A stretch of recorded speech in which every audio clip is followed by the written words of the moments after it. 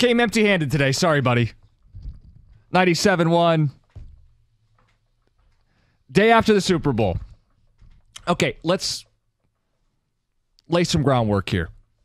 We all watched that Super Bowl differently this year.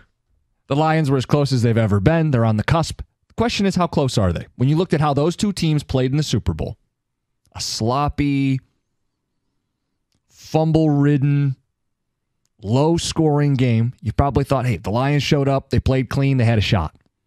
How close are the Lions after watching those two teams? And Rico, as I watched that game, I look at Dan Campbell and I had one very obvious takeaway. The man was right. There's a specific play I want to go to. It's 4th and 3 in the fourth quarter. A field goal ties the game. Kyle Shanahan, out of character, decided to go for it. And he got it, and he scored a touchdown. Those are the type of plays you have to make in the playoffs to win. You can't settle for field goals and win. Dan Campbell was right to go for it on 4th and 2 and 4th and 3 against the Niners in the NFC title game. It didn't work, but it was the right decision. And I felt even better about Dan Campbell as a head coach watching Kyle Shanahan have just one moment of bold play calling and otherwise being very uninspiring. Did you look at Dan Campbell any differently after watching the Super Bowl? Seeing how, hey, teams settling for field goals are just waiting to lose, whereas he was playing to win. And even Kyle Shanahan, Mr. Conservative, went for a 4th and 3, passed up a chance to tie the game, played for the lead. Yeah, I looked at it differently because when I watched that game, you saw where both coaches, I mean, think about it. You said 2 records. Jake Moody had the record for 10 minutes. Yep. They kicked field goals. They kicked 50-yard plus field goals. It's allowed. It was all about getting the points. It was calculated risk, and I think that Campbell may have taken too many. I mean, even at the end of the game, end of regulation, Andy Reid could have punched it in. 6 seconds to go, ball on what, the 4-yard line? Sent in the field goal kicker. You think Campbell sent in the field goal kicker? No. Campbell was going for the win right there. So you thought that game showed you he was too aggressive? Little too aggressive. There's a difference between the regular season, playoffs, and the Super Bowl. When that much is on the line, you got to take the calculated risk. That's why when Kansas City sent the blitz, it was like, oh, wow, okay, you took that chance, you blitzed, you got Purdy off the rhythm, he throws it incomplete. Yep. But you can't just be super aggressive. These two teams probably put Dan Campbell to sleep watching the game because he's like, oh, I would have just gone for it. I would have just gone for it. I would have just gone for it. And they were like, nope, field position game. We're going to play the game. We're going to try to make you make mistakes. We're going to lean on our defenses. Whereas I think Campbell would have just kept going. Now, yes, late in that game, they were like, we need to go ahead and get some points. So they went for it on the 4th and 3, and they got it. Mm-hmm. That was one where it was almost out of necessity. We can't just sit back. We got to take this chance. But hold on. The week before, everybody killed Campbell for the same thing. 4th and 3, field goal ties the game. You just got to tie the game, right? That's what all the critics said a week ago. 4th and 3, just tie the game. Kyle Shanahan didn't play for the tie in that moment. It was the one good call he made in the second half. I feel like Dan Campbell. But the thing is, Andy Reid did what everybody said he should do. Well, no, Andy's dealing with like a 4th and 6, right? Or I think it was like 4th and 4 with 6 seconds to go, or 4th and 5. But you had Mahomes. You had that play dialed up that you won the game with. You run that play there, it's ball game. It's over. You took the field goal and you lived for overtime. I mean, even Romo was saying you got enough time for one more play because you had that timeout in your pocket. Mm-hmm. You throw it incomplete, it's 2 seconds left, and you rush out there and you kick the field goal. This is so interesting. We had completely different takeaways from this. This is what's the ink blot test where people see that? Yeah, and they see 2 different things. I looked at it and said, my coach is aggressive. He wouldn't have kicked all those field goals. He would have tried to win the game, whereas Kyle Shanahan is sitting there in overtime, and he's like, well, you got to kick a field goal. Let Mahomes beat us. Okay. No, but see, here's the thing. For some reason, field goals in this city is a dirty 4-letter word. Like you don't win Super Bowls kicking field goals. The Chiefs eventually won the game by driving down and scoring a touchdown. You know what? You stay in the game because this was. I don't want to be in the game. I want to win the game. Cookies, field goals are not a bad thing. I know here in Detroit we believe that they are, but they're not. As you saw, you had 3 field goals over 50 yards. You're not getting that out of Detroit. They're not kicking a 50-yard field goal. 35 is the limit. After that, we're going for it. We're going for it. Grit.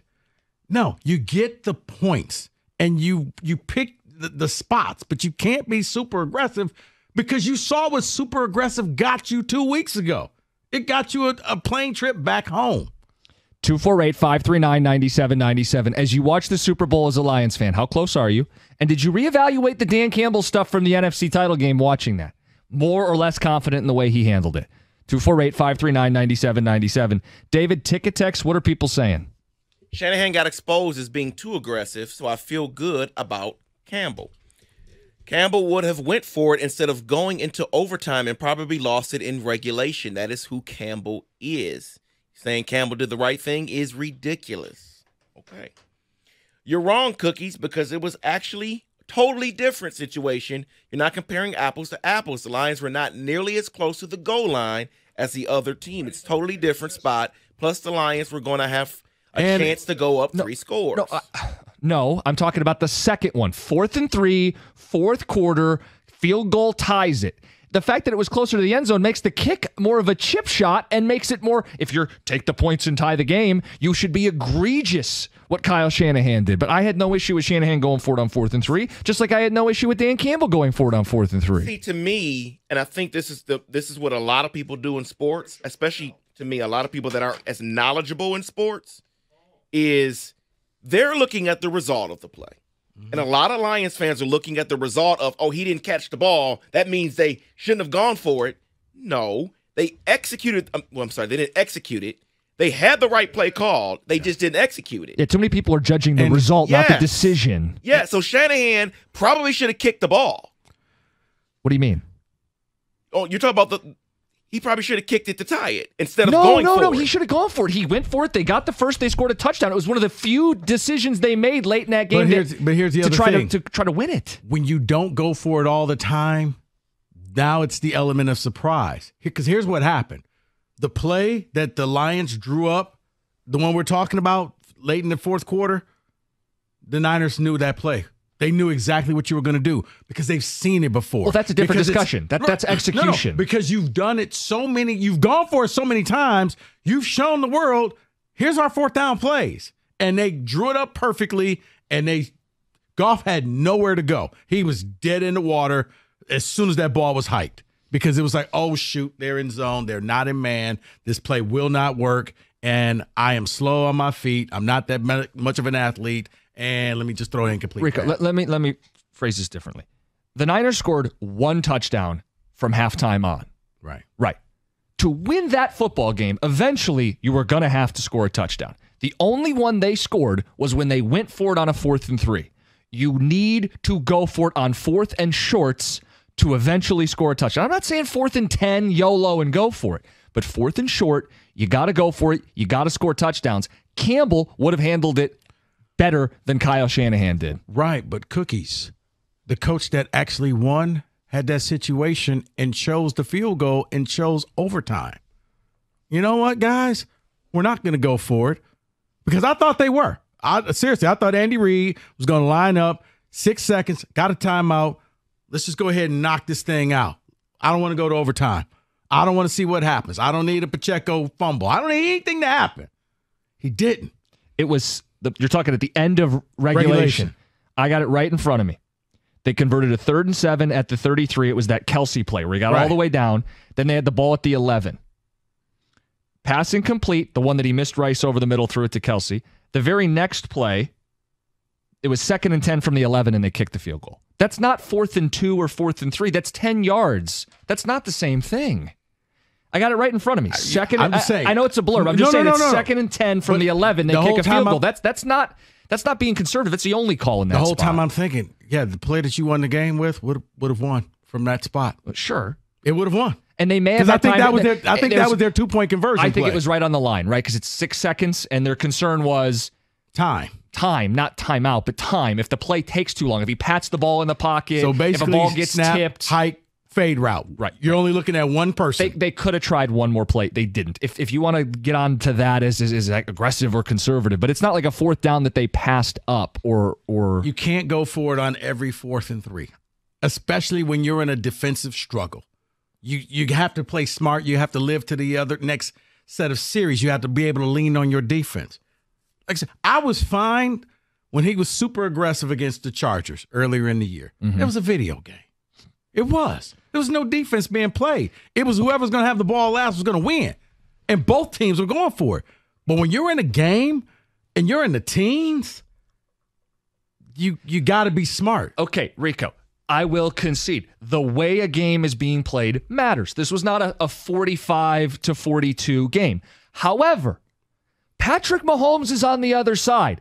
If you're going to keep kicking field goals, you're signing your death warrant. You're saying, Patrick, would you like one more chance to win it? Nope. How about the next time? And the time after that, and the time after that. The only time they broke from the field goal playing just to hang in was the 4th and 3 that they went for, which is what Dan Campbell would have done. So I did feel a little vindication for Campbell that he was right in that moment last week, even though they didn't execute it. And that if he was in that spot, he would have handled himself much better than Kyle Shanahan, who didn't even know how to handle overtime.